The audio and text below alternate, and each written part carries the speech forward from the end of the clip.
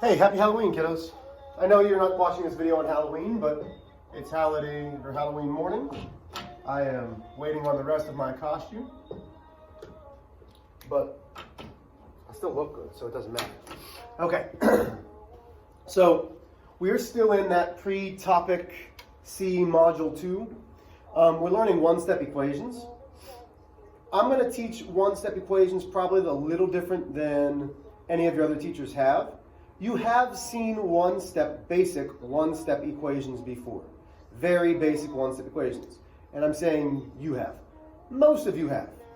Some of you have done two-step and three-step and multi-step. The majority of you have not. So the first thing that we need to talk about are the inverses. Okay? You've seen the word inverse before.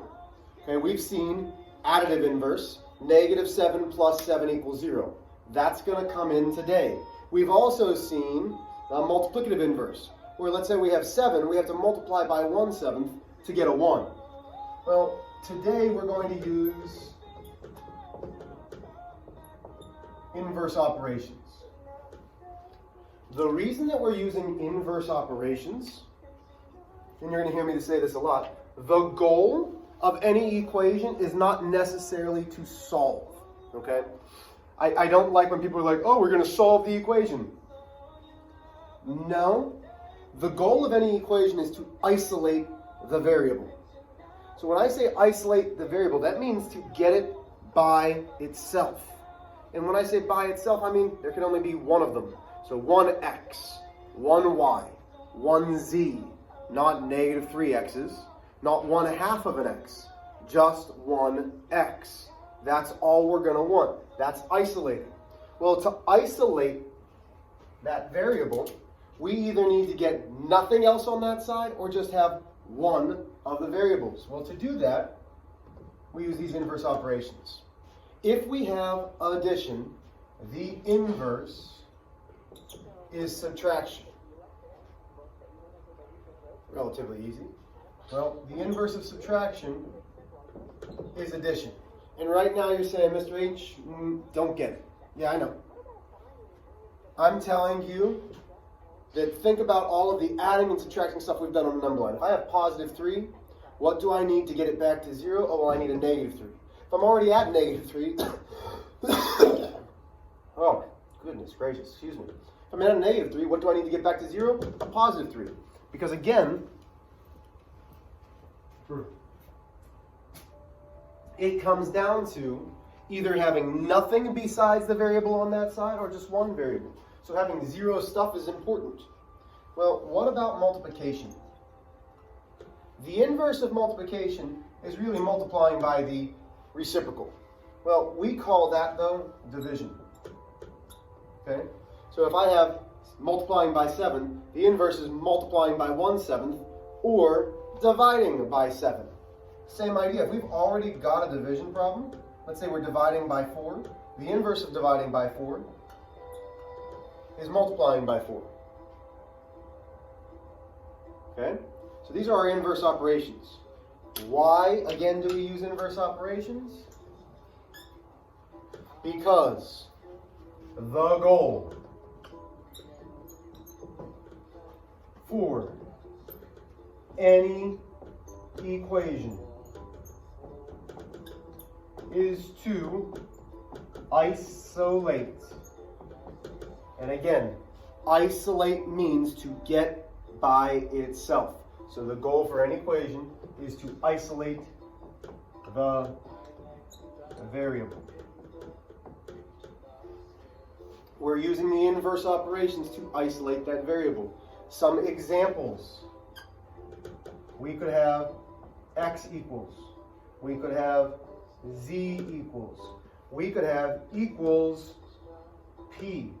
It does not matter which side the variable is on, but notice how many x's do I have? Well, we learned from combining like terms that if a variable does not have a coefficient, we know the coefficient is 1. So there's 1x. That's isolated. That's all we want. Same thing with the z. Same thing with the p. When we are finished solving our equation, there should only be one variable left on one side of the equation. Okay? So, let's go easy first. Let's start off, super easy. Let's go x plus 2 equals 3. I know all of you, truly all of you, can think in your head and say, what plus 2 equals 3? Correct. I'm going to start showing you how I want you to do these immediately so that when we start to get tougher, with tougher problems, not us get tougher, but that you have an idea of where we need to begin. Our first step for every equation is to find the balance point of the equation. And what you have to understand about an equation is it's like a seesaw. Okay? There's a balance point, maybe if I can find it, right in the middle. If I put too much weight on this side, it's no longer balanced. If I put too much weight on this side, it's no longer balanced.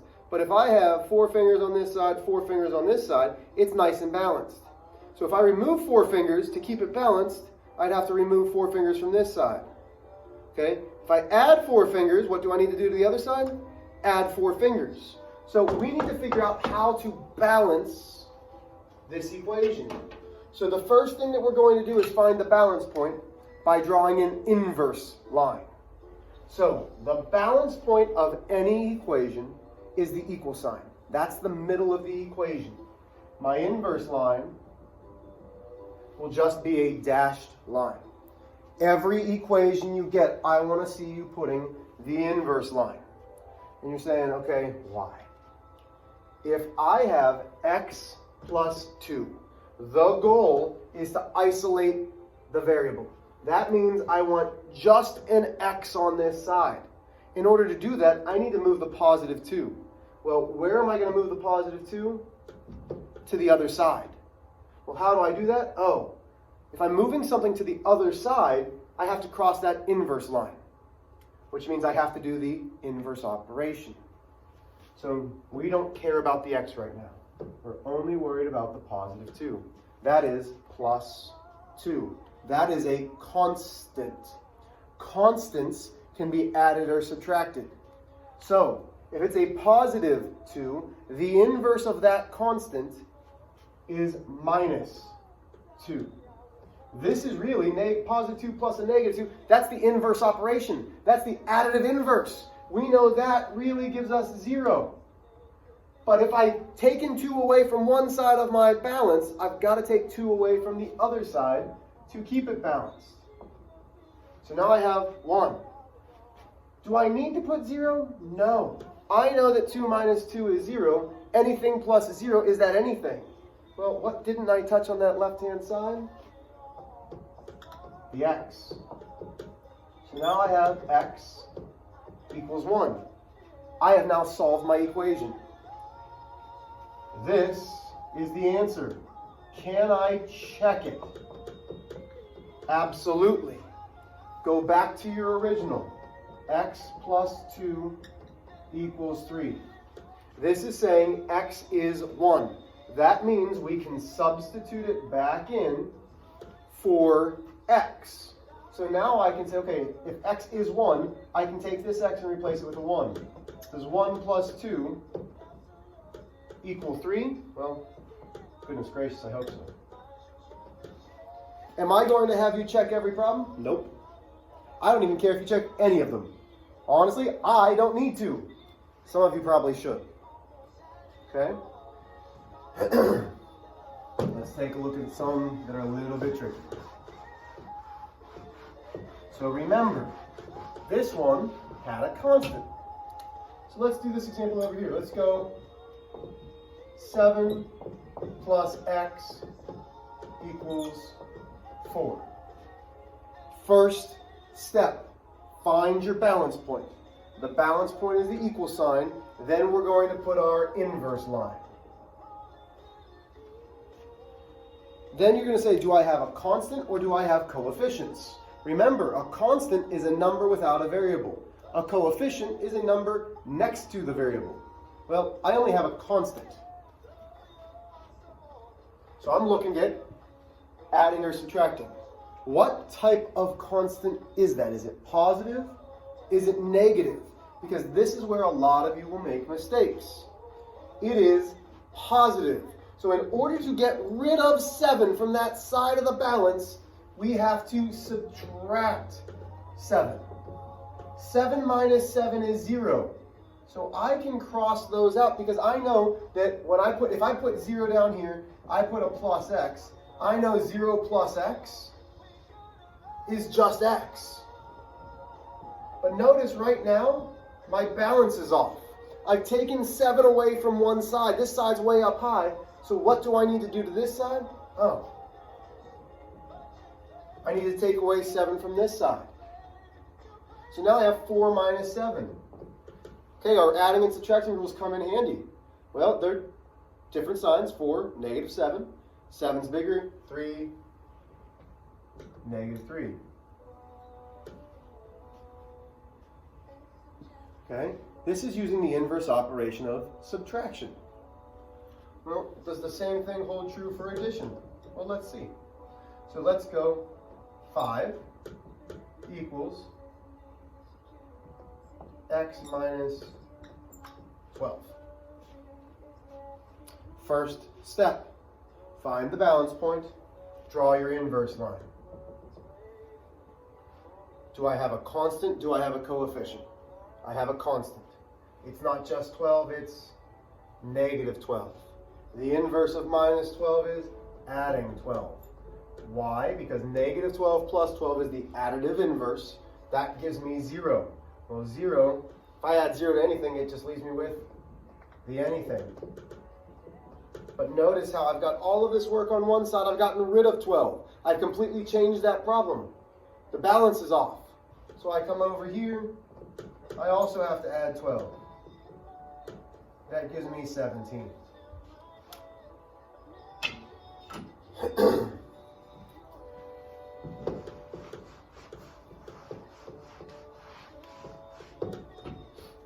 Okay. So now we've got adding and subtracting. Well, what about multiplying and dividing?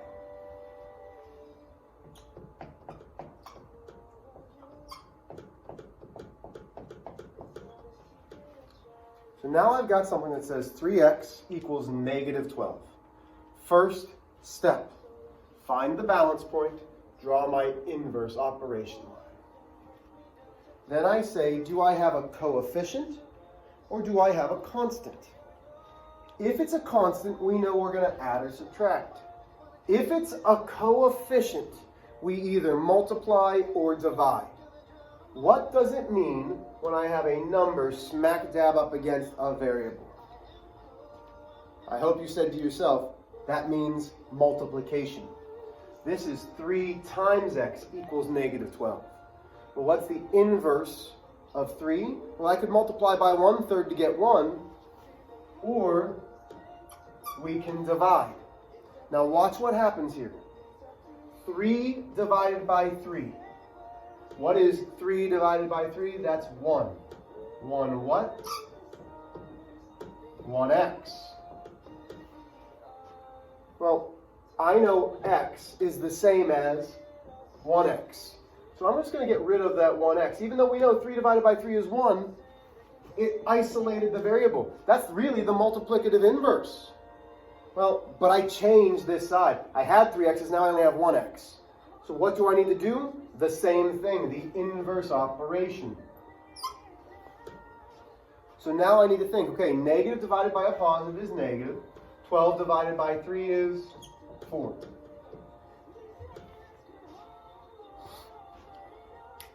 Okay, so far we've done nothing that's tough. These have all been pretty self-explanatory. Well, let's get a little bit trickier.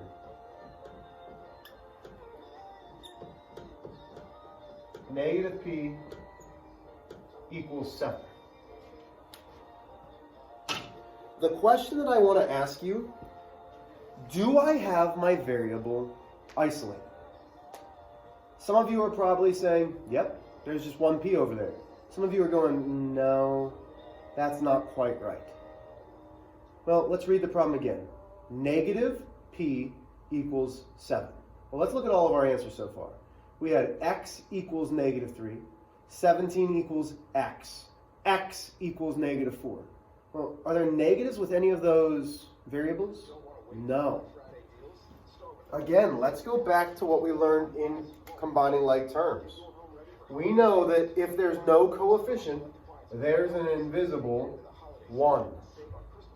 So, I find my balance point, I put my inverse line. I've now got negative 1 times p. What's the inverse of negative 1 times? Well, dividing by negative 1. Dividing by negative 1. A negative divided by a negative is positive. Positive what? Positive 1 p. We know that a variable, if it doesn't have a coefficient, has an imaginary 1. Well, it does. Equals 7 divided by negative 1 is negative 7. So now we've got addition, subtraction, multiplication. Okay. Yes, it gets a little bit tricky. The board's getting messy.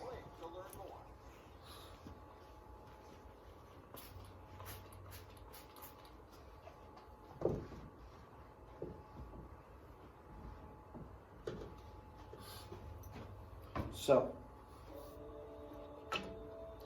let's do a little review real quick. If I have 1/4, what do I select? Hold on. Pause. Let's try again. If I have 1/4, what do I have to multiply 1/4 by to equal 1? Well, the multiplicative inverse tells me that I have to multiply by the reciprocal. 1/4 multiplied by 4 over 1 equals 1.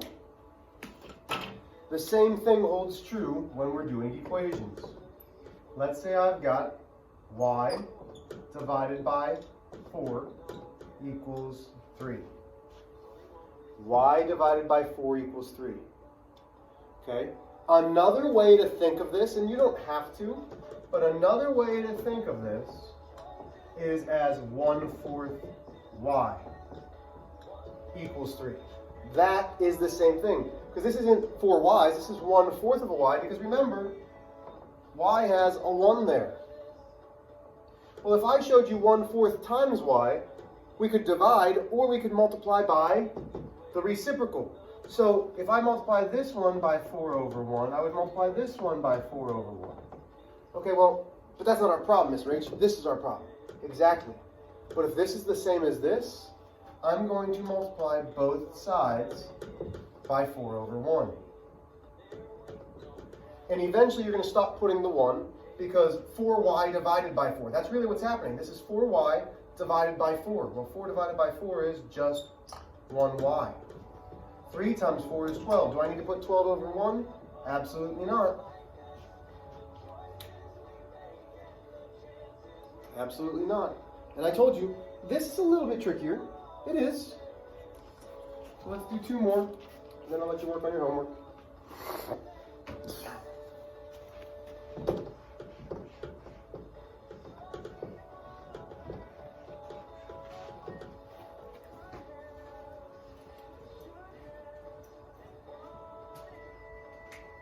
Okay, so let's go a little bit tougher. Negative x over 3 equals negative 2. Okay, the first thing that I want you to understand, when there is an x, or let me try this again, when there's a negative sign, with that, I want you to rewrite the problem. And it's not going to be a big rewrite, but I want you to rewrite as x divided by negative 3 equals negative 2. Put the negative with your number in the denominator. The reason that I want you to do this is because a lot of you will forget that we need a positive x. Well, if it's negative 3, the inverse is to multiply by the number and its sign. You must do that. If you look at this, you'll just multiply by 3 and that won't give you the answer. We need to multiply by a -3. Oh, I jumped ahead. There's my inverse line. Because a negative multiplied by a negative is positive. So this is really -3x divided by -3. Those -3's become 1. 1 what? 1x. Negative times a negative is positive. There's no +6. Okay, last one. Let's go. 4 equals -x/7. Try this one on your own. Take 20 seconds to at least get started. Listen to Lion King, it'll be great. Keep on working, let's go.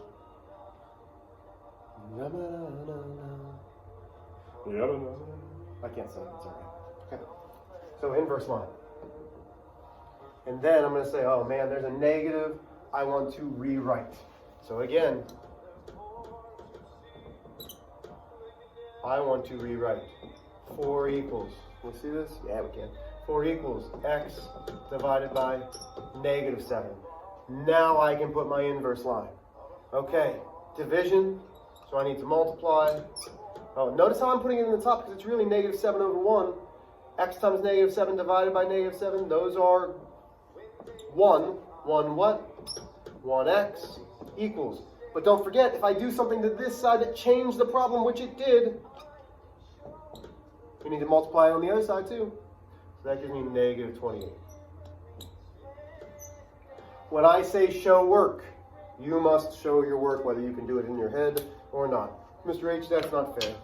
Life's not fair, kiddos. Do it. Yay.